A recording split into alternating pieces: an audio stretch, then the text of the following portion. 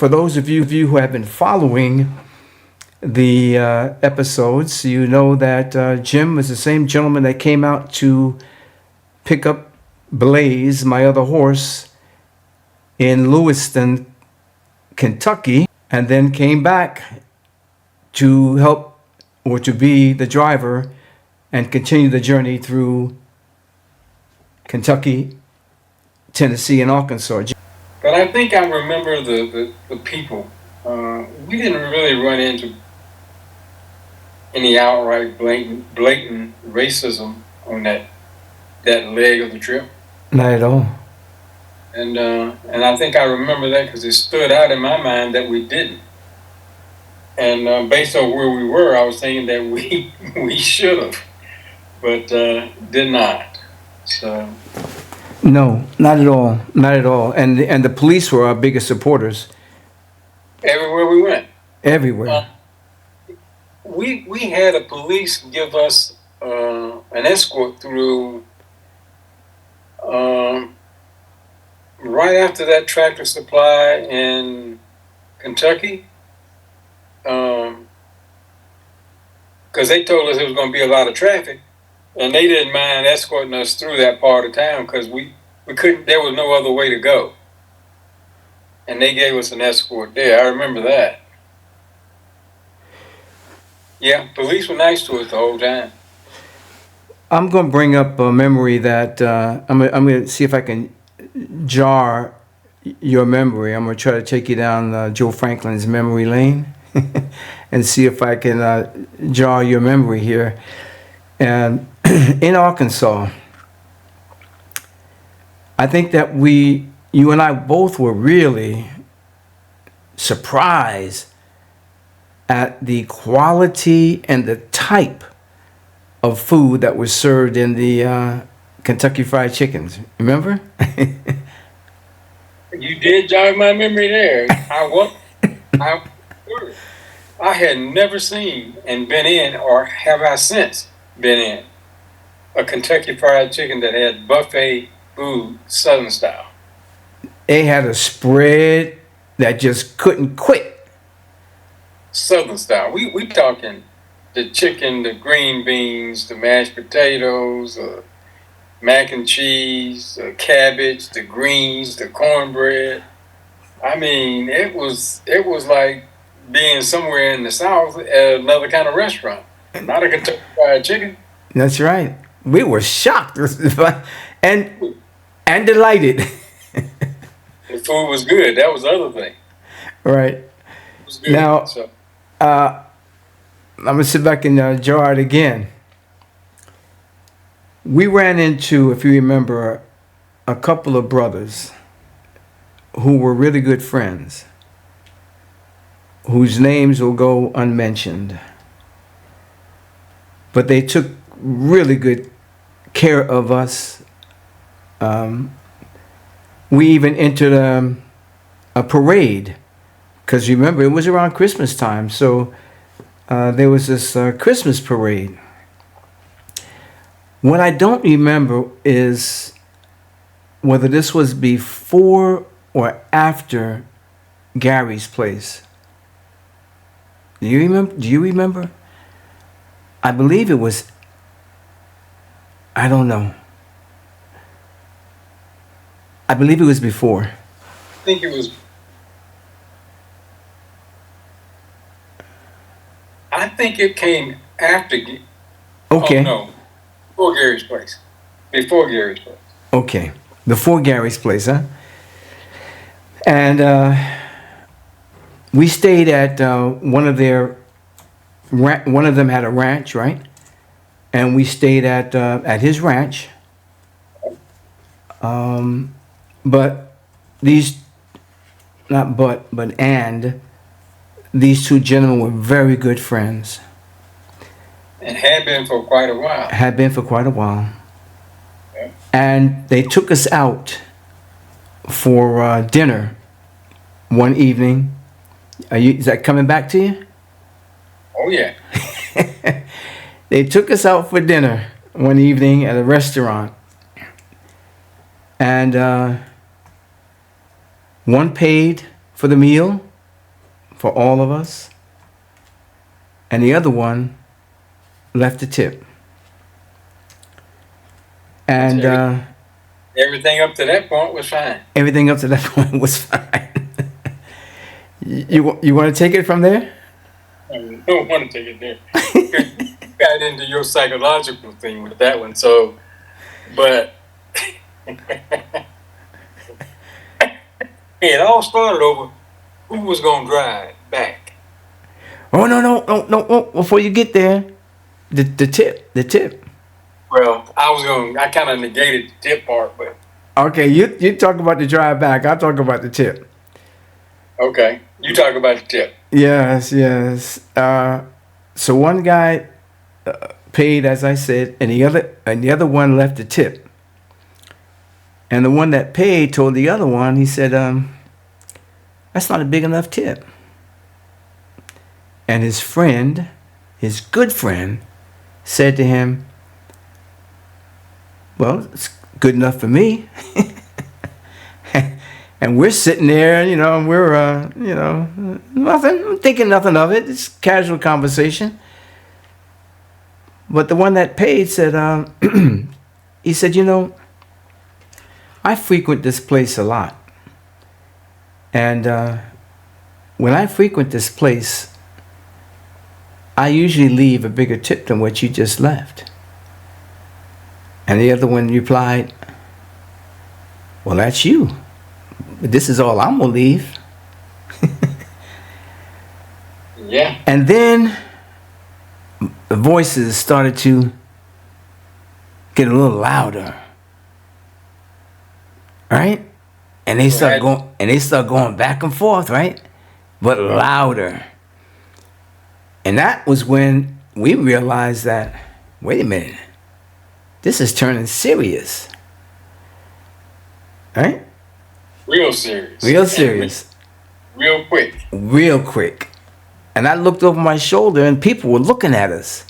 And I had to lean over and say to them, I said, "Look, people are looking at us, right?" But they were serious.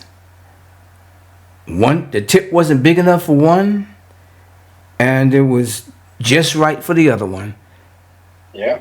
And what was even more interesting was that the one who left the tip had bought himself a brand new truck. You remember that? Yeah.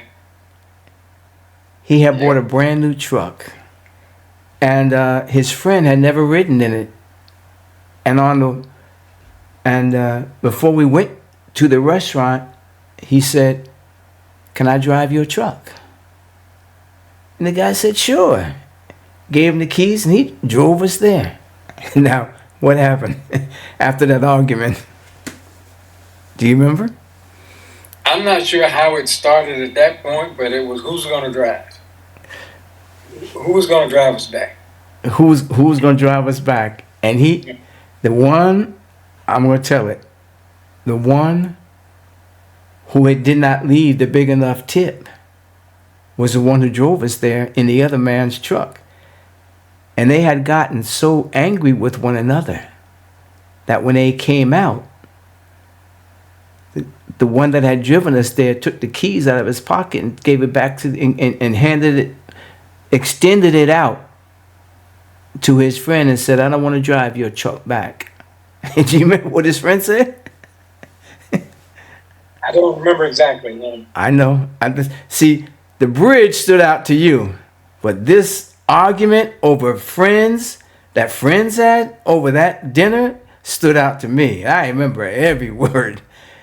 Go ahead. You got into a psychological conversation with both of them about good friends for so long falling out over something as simple as a tip.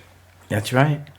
So, and I wasn't privy to that part of that conversation, but I do know that you must have talked to them an hour anyway. I about did. that. I did. I talked to them both. Didn't make no sense to me. I talked to them both. But he extended his hand out, and this is what flipped me out. He extended his hand out to give him back his keys and he told me, he says, I don't want to drive your truck back. And he looked at him and said, do you want to walk back? And the guy said, no. He said, then you drive my truck back. And made him drive his truck back. I said, doggone, I ain't never seen nothing like that. I haven't even heard of anything like that since even. Man, oh man. It was dead silence. So I don't know how long that trip was to go back, but it was dead silence. I wonder if ever got back to any kind of friendly relationship. I'm curious about that because the way we left them, I didn't think it was ever going to happen. No. For all them years, they broke up over who a tip and who's going to drive the truck. All those years of friendship over a tip. And who's going to drive. Well, I don't know. I talked to one of them and had a very long talk and just didn't make sense to neither one, did you or me. It didn't make sense at all. But, hey, things happen. They do. Yeah. If I ever take you out to dinner and you tell me you tell me that I need to leave a bigger tip, I'm gonna leave a bigger tip. I'm not gonna lose your friendship over a small tip. And neither would I. Lord have mercy. But that was in Arkansas. Yeah, that was in Arkansas. I'm trying to think of the name of the place in Arkansas. It was in Marianna, Arkansas. Uh-huh. Marianna, right? Okay. And you're right. It was on December the 19th. So it was after that we rode into Gary's place. Right. And stayed for what, a few days there. 4 days, yeah. Yeah, enjoying the Christmas party that they had. So, Jim, it was great having you along. Having another horseman along to help take care of the horses and take some of the load off of me. Having to do my own, all of my own work around the horses, getting them ready and bedding them down for the night and doing all the riding that I was doing. It was great to have you there. We really appreciate you having come down. I don't know, as I said in the last podcast, I don't know how you got away because when you came into West Virginia to get Blaze, you said to me, well, I'm going to check with my wife and then I'll get back to you. And that was only 2 or 3 days. So you spent a month out there on the trail with me. I don't know how you did it. I don't know what hoops you jumped through, but I sure appreciate it. Well, it wasn't the hoops I jumped through before I came. It was the hoops I jumped through after I got back. Hey, Pat, I really appreciate her. And while we're on, we might as well mention that you're the caretaker at Ebony Horsewoman up in Connecticut, right? Pretty much, yeah. Yeah, and that Ebony Horsewoman Association up in Hartford, Connecticut is run by Mrs. Kelly, Pat Kelly. Give a shout out to her. And again, Jim, it was great to have you on. I appreciate the conversation, and still remember the good times that we had. Anything you want to remember before we say goodbye? Other than that bridge. Other than the bridge, I think I enjoyed the essence of that ride. I didn't have to be on a horse to enjoy the cultural impact of that ride as we went from town to town and riding and meeting people and saying the things that we were doing. Because the impact that you were having was not just to ride. And I know that you talk about this at some other episode about how you were communicating back to students. And, and that in itself, to me, was an indication of dedication and commitment. I remember when I introduced you at Gary's Christmas party. Do you remember that little speech I made for you? My Jim, Okay. that was 88 years ago, and you know. It was a few years ago. But my point here, though, is that I didn't have to make anything up. Okay. All I said were the truth.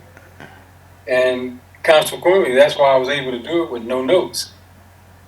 And I don't know if you remember that part or not. I was just asked to get up there, so I did. And I talked, I don't know, what, 15 minutes, 20 minutes? I don't know how long I talked. I don't know. I just remember being there.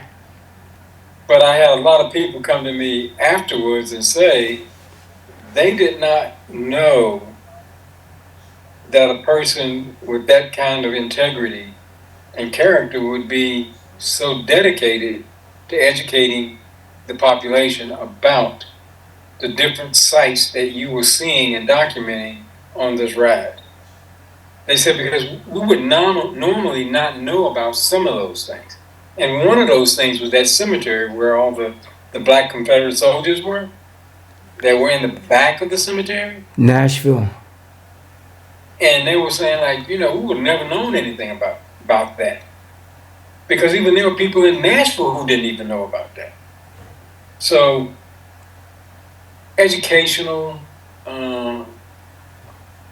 output, because I was going to say input, but output, that you put out there for people to learn about the things that you saw and the ability to interface with people and talk about it. We talked about a farmer who had been trying to get federal aid for decades and never got it.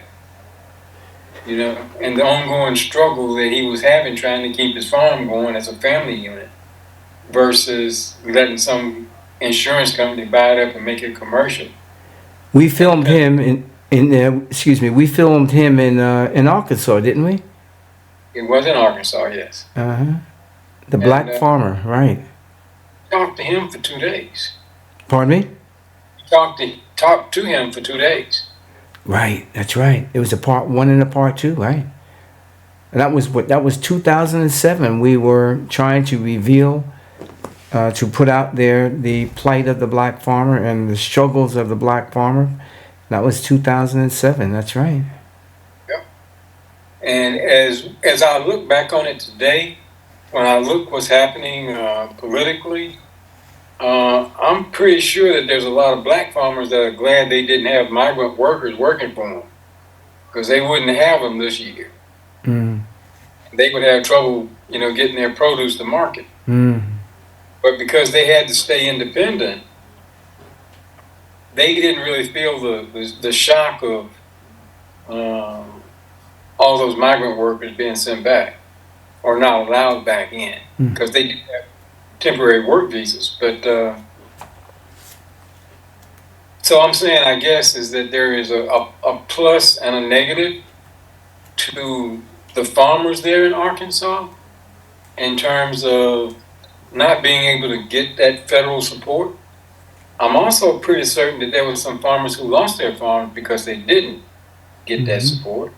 And so there's some good and bad in everything we see. Right. And our interview was with the person that initiated the first lawsuit, wasn't it? Yep, he was. And he was ongoingly involved with everybody else who came up with subsequent lawsuits. Alvin Steps, I believe his name was. Is his last name, yeah. Yeah. I'm going to But- release that video. I'm going to release that video on Sunday. Okay. But yeah, and to get back to where I was, because I don't think I got off track of what I was trying to say. Because what I was saying is that the things that we did on that trip was educational and informative to not only people our age, but to young kids too, who were being educated about things that were going on with minorities across the whole United States that they probably would have never heard about, except for you. So congratulations there, bro. I like, thank you, Jim. You know, I like to believe that, but you know, I've been a teacher I was a teacher for over 30 years, and as a teacher, my mission was just to bring knowledge to the table, and if you ate from the plate, then you soaked up some knowledge, and if you didn't, then maybe somewhere down the line, somebody else might inspire you to, you know, pick up a book or to do some research on your own about your history. But there was no way for me that I was going to take such a historic journey and not lay down some knowledge along the way. It just was not in my character not to do that. It was just part of the teacher in me. So it came natural, but I appreciate your thoughts. And again, the efforts that you put into it, to helping your buddy out, helping your buddy to get further down the road. I appreciate having the opportunity that you allowed me to be there. Jim, always a pleasure, okay? Hey, my pleasure. And you and I will talk soon. That we will. That we will. Take Thank- care. God bless. And again, thank you. You're welcome, Jim. And so there it is. Another episode of On the Trail with Miles James Dean and his guest, Mr. Jim Kelly. I call him Gentleman Jim. Have a good night, Jim. Thank you. You too. Alrighty. Bye-bye. Night.